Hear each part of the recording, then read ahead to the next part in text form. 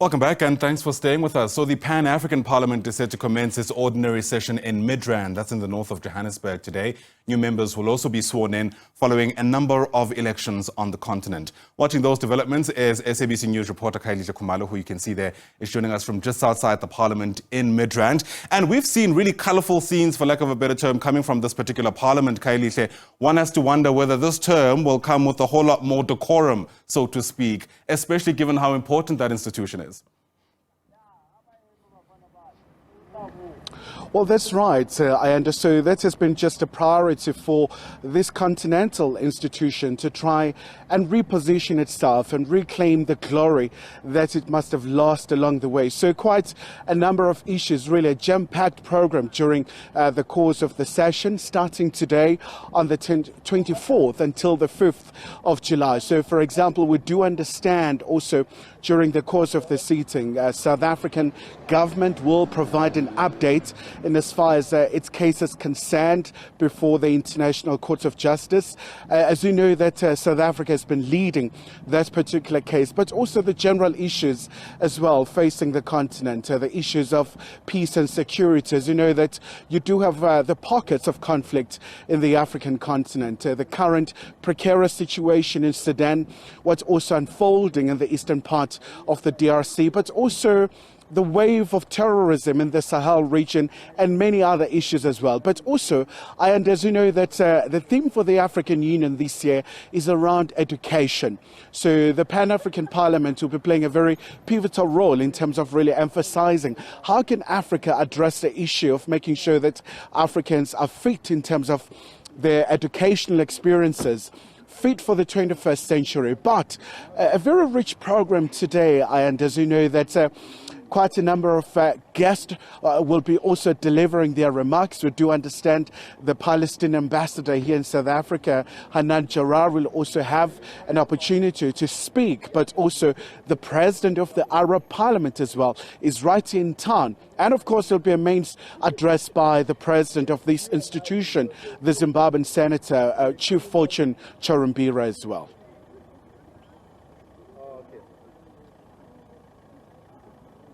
If at all, Khayelihle, could this affect the configuration of this parliament?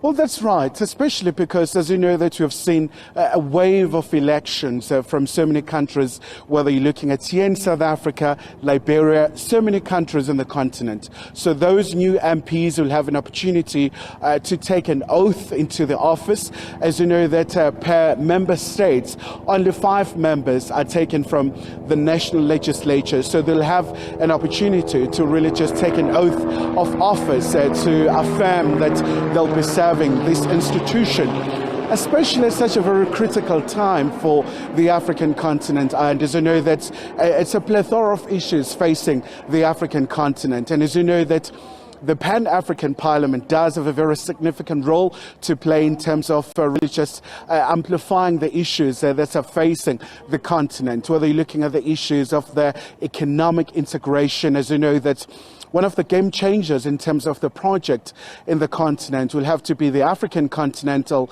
Free Trade Area. So we do understand there will also be an update to that score, but also something that is very important for the African continent, and it will have to be the reforms of the United Nations Security Council. As you know, that when you look at the Khayelihle consensus, it's calling for the African continent to have at least 2 permanent seats from the UN Security Council, especially when you look at the issues that are always dominating. They are always from sub-Saharan Africa. So it's always really a very important issue for Africa to be well represented in all these important institutions, but also in terms of the global governance, but also taking into account the array of issues facing the African continent. Without a doubt, before we let you go, we know, of course, before Africa will be able to have a good showing in these transnational institutions, it's important to get our own house in order. There was a lot of attention on the leadership squabbles within the African continent, the lines of demarcation seemingly being drawn according to the different regions of the continent. To what extent do we reckon all of those disputes have finally been put to bed so that the work of the Pan-African Parliament can go ahead?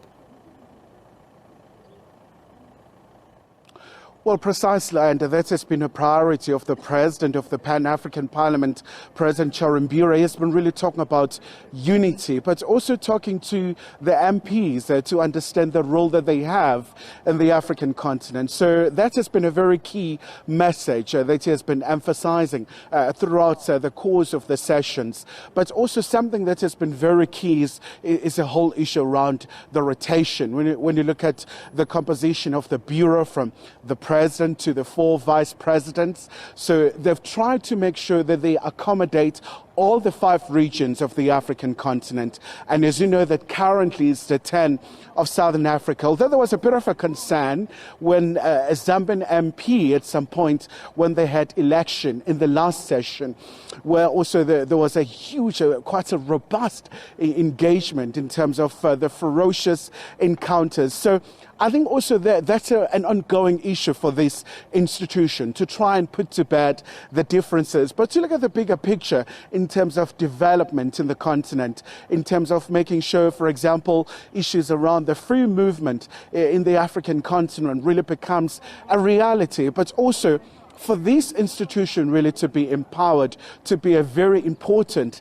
entity within the AU organs. As you know, that currently it remains an advisory and consultative platform. They should go beyond that and have those legislative powers, just like their counterparts, whether you're looking at what's happening in Europe and many other parts of the world. So most definitely, that has been one of the very foremost priorities of the current leadership, for them to really just move away from that time, from that turbulent phase that they had, but to have a new chapter, so to speak, where they're really just rebranding, revitalizing, and repositioning this institution. We certainly hope they get that right, especially as we've mentioned before, of how important that institution is. Khayelihle Khumalo, for now, thanks very much indeed. Khayelihle Khumalo is our reporter live to us there from just outside the Pan-African Parliament. That, of course, is in Midrand.